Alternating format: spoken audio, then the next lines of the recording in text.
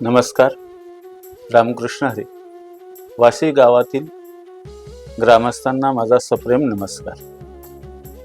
खरं तर आज तुमच्यासमोर मी येण्याचं कारण व्हिडिओच्या माध्यमातून आपल्या वाशी गावामध्ये सालाबादप्रमाणे ह्या वर्षीही भाद्रपद गणेशोत्सव साजरा होत आहे.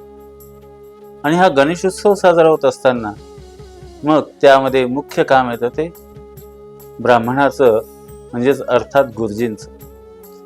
आता ह्या गुरुजींच्या कामासाठी काही तयारी करण्यासाठी किंवा जी आपली दरवर्ष फजिती होते, अर्थात वेळेवर ब्राह्मण पोचत नाही, ब्राह्मण पोचला तर तो फोनवर बोलत असतो, अनेक गोष्टींची समस्या, त्या ब्राह्मणाचं फोनकडे लक्ष जातं, आरती करताना फोन वाजला फोन उचलतो, म्हणजे त्याचं लक्ष डिवाइड होतं आणि लक्ष डिवाइड झालं की त्याच्यातलं पूजेतलं लक्ष कमी होतं.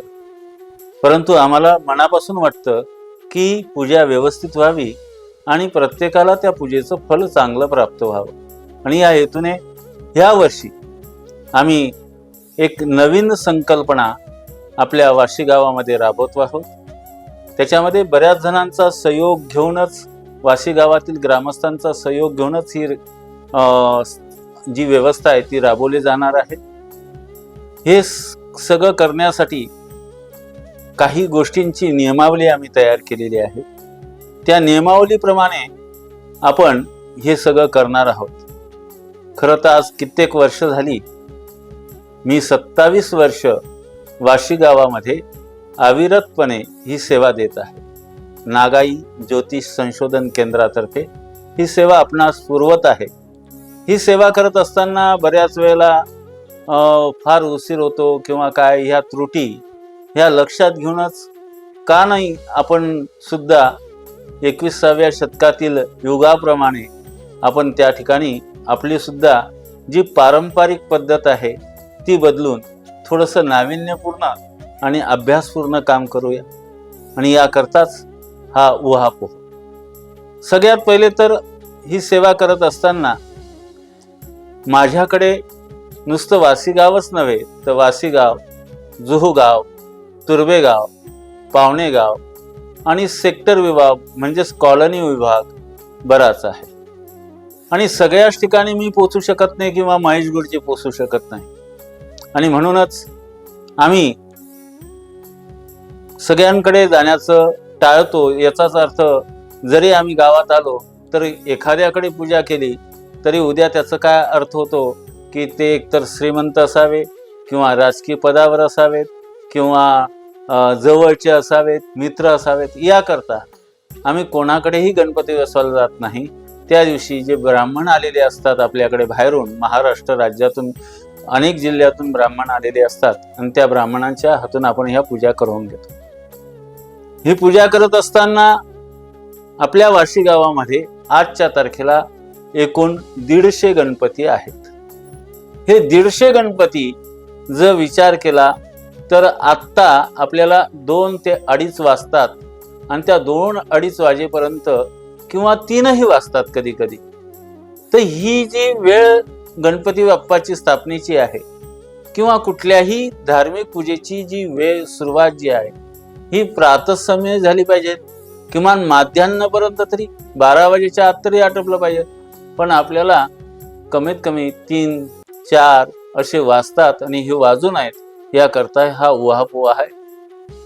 150 गणपती करत असताना आम्ही बघितलं सुरुवातीला की ह्या कोपऱ्याचा ब्राह्मण त्या कोपऱ्याला जायचा, त्या कोपऱ्याचा ब्राह्मण ह्या कोपऱ्याला यायचा.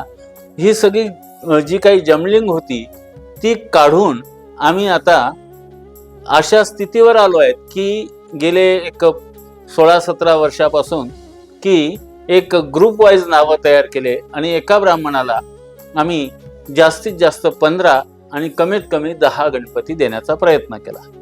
पण त्यातही आणखी काही कुठेतरी बिघाड होतो. ब्राह्मण वेळेवर पोचत नाही किंवा आपली तयारी नसते. खरं तर भगवंताची पूजा ही ब्रह्ममुहूर्तावर झालेली फार चांगली, परंतु आपली तयारी नसते. आपला नैवेद्य नाही, माझा भाऊ यायचा आहे, माझा काका यायचा आहे, माझा मामा यायचा आहे, याच्यात आपण वेळ घालवतो.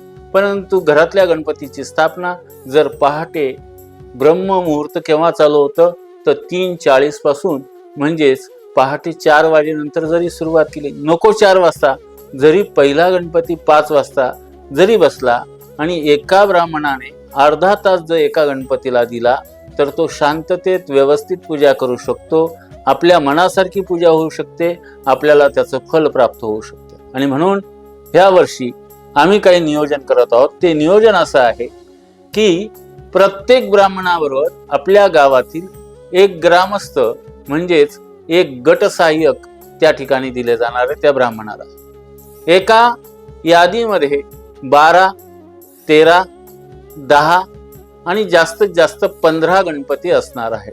त्याच्यावरती गणपती नसणार आहे. त्यामुळे एका गणपतीला अर्धा तास, पहाटे 5ला जरी सुरुवात केली तरी 1 तासात 2 गणपती होतात.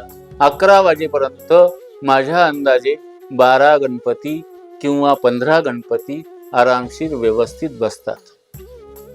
त्यामुळे ह्या वेळेला आम्ही ब्राह्मणाचा नंबर तुमच्याकडे न देता तो ब्राह्मणाचा नंबर जो गटसहाय्यक आहे, गटाचं पूर्ण सहाय्य करणारा, सहकार्य करणारा, गावातील आपला असणार आहे, आपल्या नात्यातील असणार आहे, त्याचा नंबर तुमच्याकडे असणार आहे.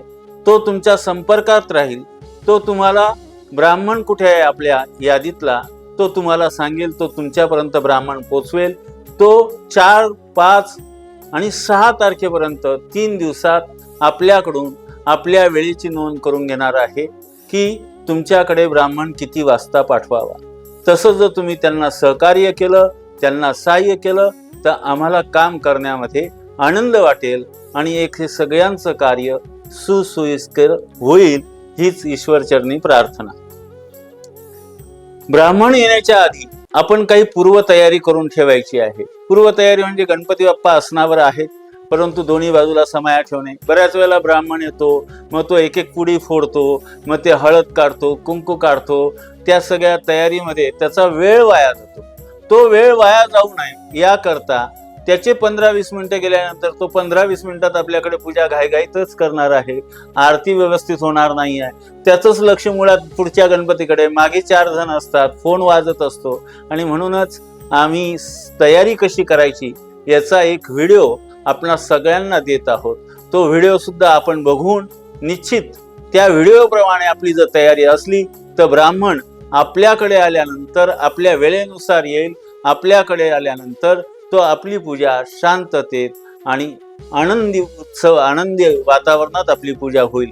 कारण की गणपती बाप्पासारखा निर्विघ्न म्हणजे विघ्न दूर करणारा असा गणपती बाप्पाचा उत्सव, आणि त्या दिवशी एकतर राग आपल्यामध्ये भरून जातो, मग तो ब्राह्मणामध्ये भरतो आणि आपल्यामध्येही भरतो. ब्राह्मण वेळेवर आला नाही म्हणून आपण ब्राह्मणावर राग करतो आणि ब्राह्मण म्हणतो की आम्ही जेव्हा चक्रा मारल्या तुमच्याकडे तुमची तयारीच नसते.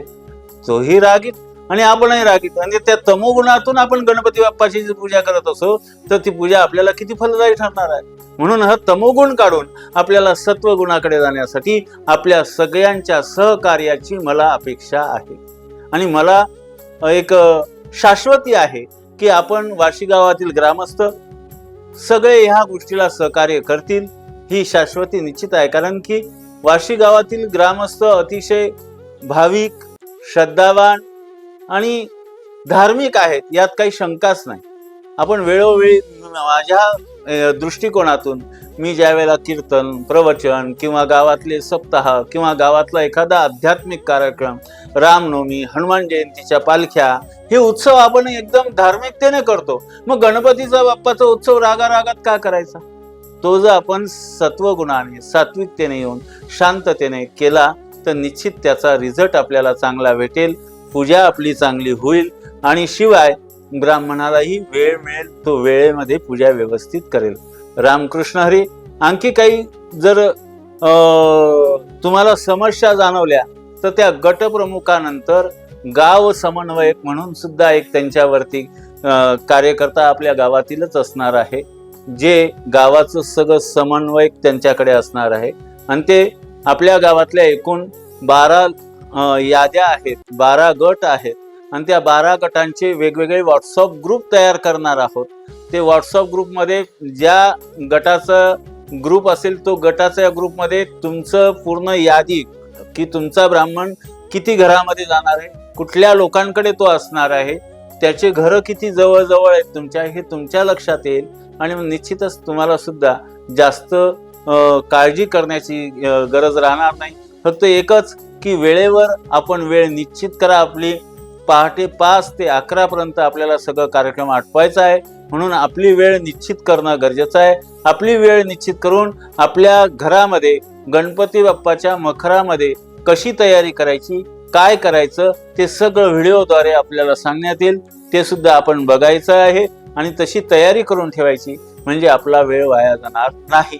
मी या ठिकाणी एवढंच बोलून थांबतो.